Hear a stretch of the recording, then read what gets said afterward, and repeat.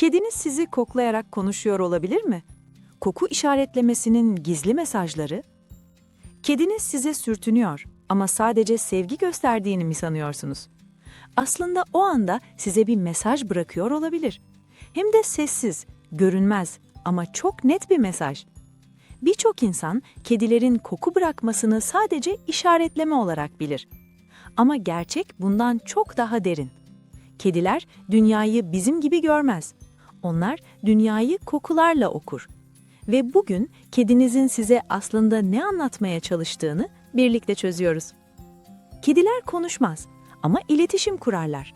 Üstelik düşündüğümüzden çok daha karmaşık bir şekilde. Kedi koku işaretlemesi, kedilerin en eski ve en güçlü iletişim yollarından biridir. Bu davranış sadece alan korumakla ilgili değildir.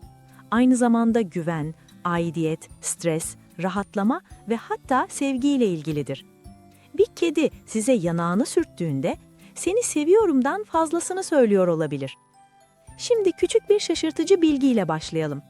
Kedilerin vücudunda insanların fark etmediği ama onlar için hayati öneme sahip koku bezleri vardır.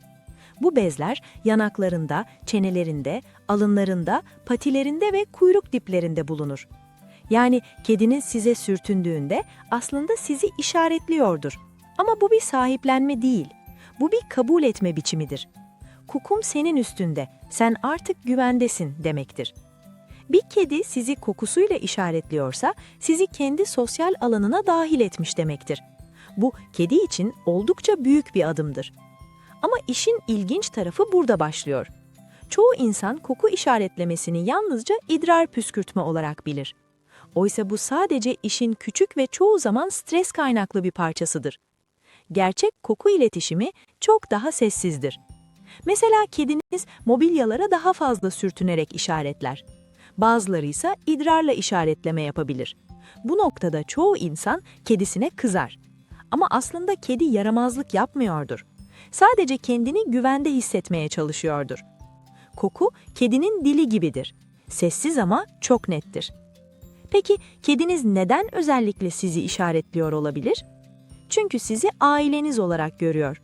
Sizi kendi sosyal grubunuzun bir parçası olarak kabul ediyor. Kokunuzla kendi kokusunu karıştırarak bağ kuruyor. Bu kediler arasında çok özel bir davranıştır.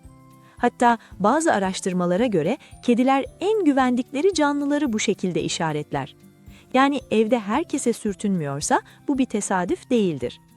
Bir de şu var, kediler sadece alan değil, duygular da işaretler. Eğer siz stresliyseniz, üzgünseniz ya da gerginseniz kediniz bunu fark eder ve bazen size daha çok sürtünür. Bu bir tür denge kurma çabasıdır. Yani o an sizi sakinleştirmeye çalışıyor olabilir. Kulağa garip geliyor ama kediler enerjiyi çok iyi okur. Şimdi küçük bir yanlış anlaşılmayı düzeltelim. Kedi her yere sürtünüyorsa bu dominant olduğu anlamına gelmez. Bu genelde yanlış bilinen bir durumdur. Dominantlık kedilerde çoğu zaman sessizdir. Aşırı işaretleme ise genellikle stres, değişim veya güvensizlikle ilgilidir. Yani kediniz bir anda her yere sürtünmeye başladıysa ortamda bir şey değişmiş olabilir.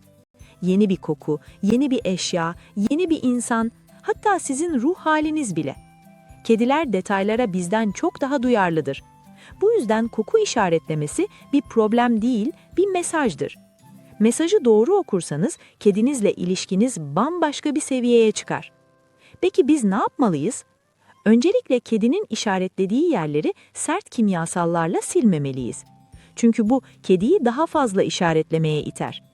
Kokusunu tamamen yok etmek yerine ortamı dengede tutmak gerekir. Kedinin kendini güvende hissetmesini sağlamak en etkili çözümdür. Rutinler, sakinlik ve güvenli alanlar bu yüzden çok önemlidir. Ve en önemlisi, kediniz size sürtündüğünde onu itmeyin. Bu onun diliyle size "seni seçtim" demektir. Kediler sevgiyi bağırarak değil, koklayarak gösterir. Eğer bugüne kadar kedinizin size sürtünmesini sadece bir alışkanlık sandıysanız artık gerçeği biliyorsunuz. O size ait olmak değil, sizi kendi dünyasına almak istiyor. Kedi kültüründe bu çok büyük bir ayrıcalıktır. Şimdi sizden küçük bir ricamız var. Sizin kediniz en çok ne zaman ve nerede size sürtünüyor? Ayaklarınıza mı, yüzünüze mi yoksa eşyalarınıza mı? Yorumlara yazın. Hep birlikte kedilerin gizli dilini çözelim. Eğer kedinizin davranışlarını daha iyi anlamak istiyorsanız kanala abone olmayı unutmayın. Kedi Kültür'de kedilerin söyleyemediklerini birlikte anlamaya devam ediyoruz.